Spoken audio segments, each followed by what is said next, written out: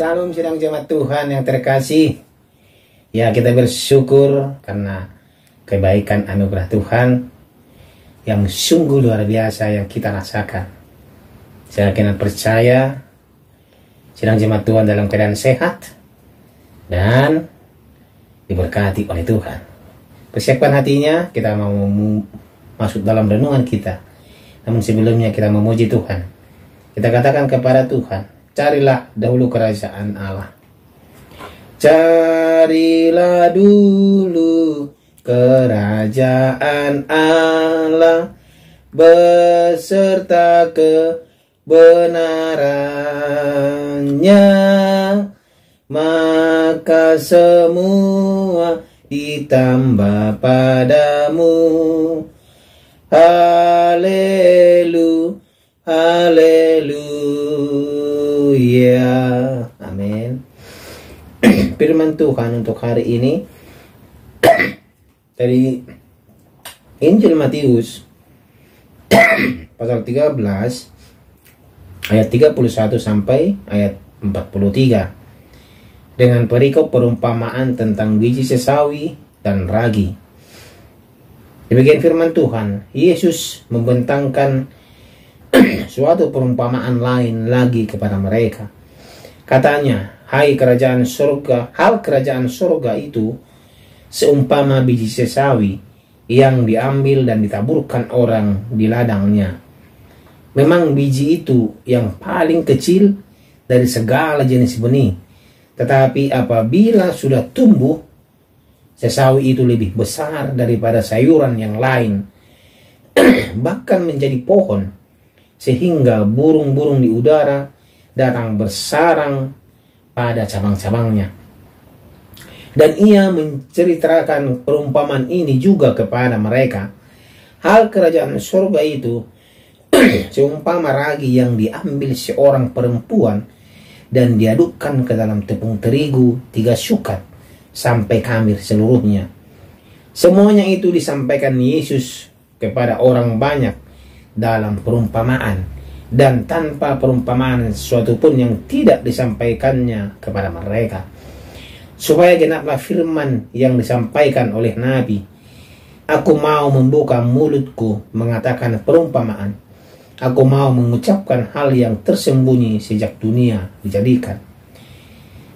Penjelasan perumpamaan tentang lalang di antara gandum.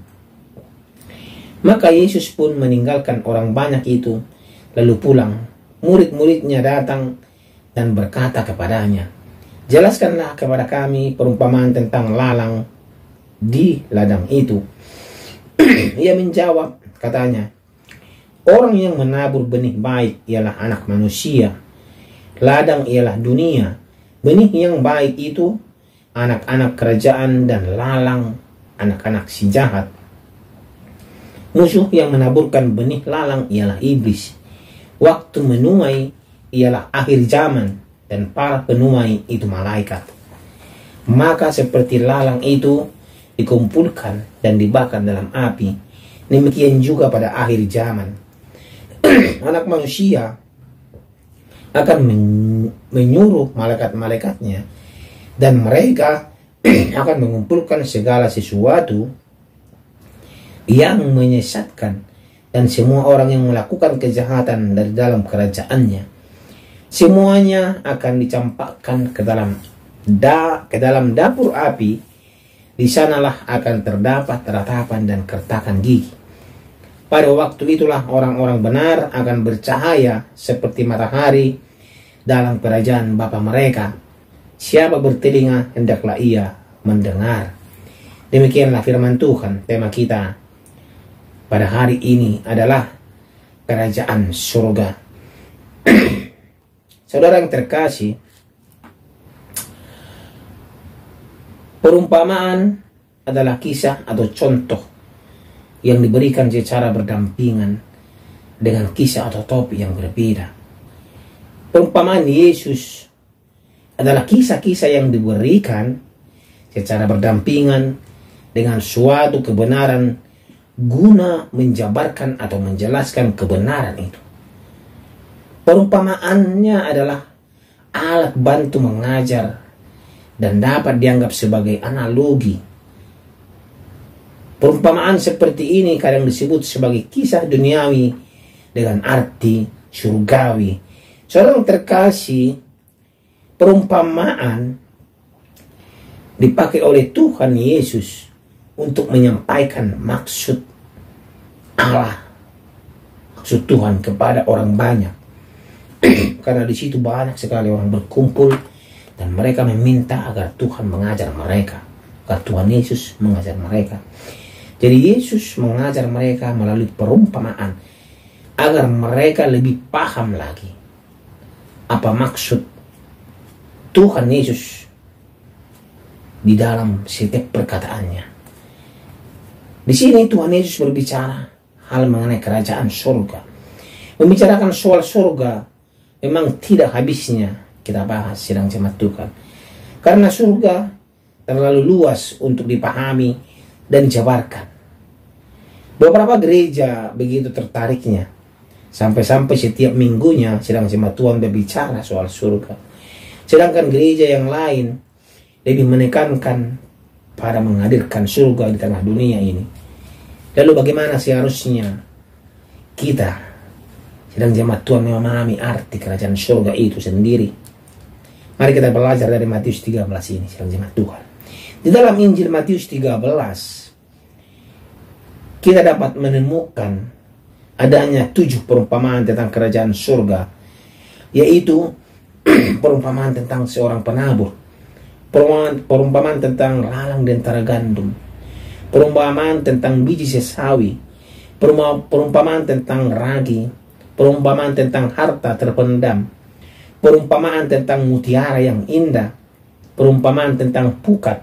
Ketujuh perumpamaan tentang kerajaan surga ini memberikan suatu gambaran mengenai kondisi, syarat, kekuatan, dan keefektifan, harga yang harus dibayar, dan kebahagiaan yang didapat atau penderitaan di akhir zaman nanti. Inilah gambarannya sidang jemaat Tuhan. Ketujuhnya saling melengkapi satu sama yang lain. Tidak ada pemahaman yang tunggal. Tujuan akhirnya adalah supaya umat Allah semakin disadarkan bagaimana caranya memperoleh kebahagiaan sejati dan memperoleh pengetahuan sejati akan kebenaran dan kerajaan surga. Saudara terkasih, tadi kita sudah baca mengenai perumpamaan tentang biji sesawi. Perumpamaan tentang biji sesawi dan ragi menunjukkan kekuatan dan keefektifan kerajaan Allah, yaitu dapat bertumbuh sangat pesat dan luar biasa, mulai dari hal yang sangat kecil tadi biji sesawi.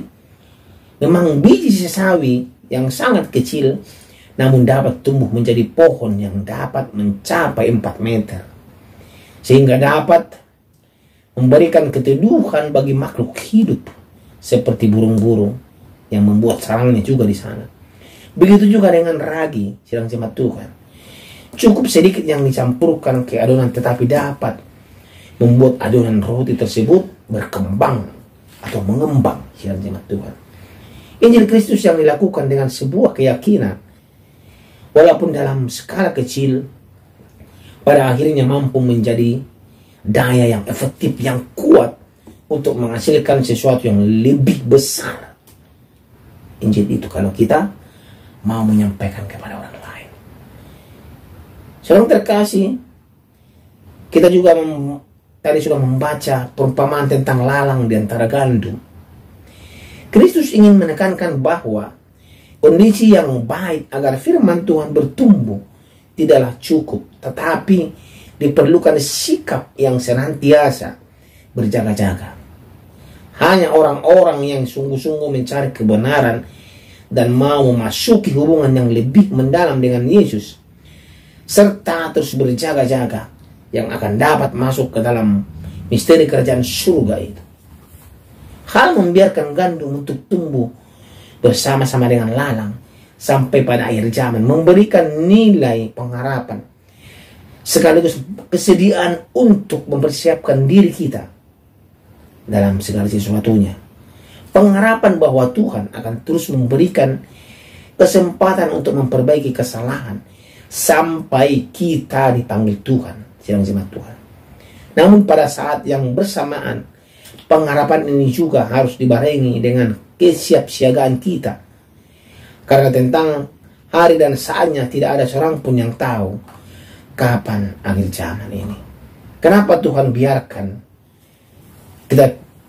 gandum itu tumbuh bersama dengan lalang? Kita mau setiap saat kita siap sedia, siaga, karena kejahatan, karena si iblis selalu ada di sekitar kita menggoda kita. Kenapa Tuhan izinkan biarkan lalang itu tumbuh bersama gandum? Karena Tuhan mau manusia itu sadar lewat penderitaan, lewat masalah, lewat suatu kejadian, kita mau memanggil Tuhan, kita mau datang kepada Tuhan. Dan lewat masalah itu kita belajar bagaimana kasih Tuhan kepada kita. Bagaimana kita kondisi kita, apakah kita layak di hadapan Tuhan.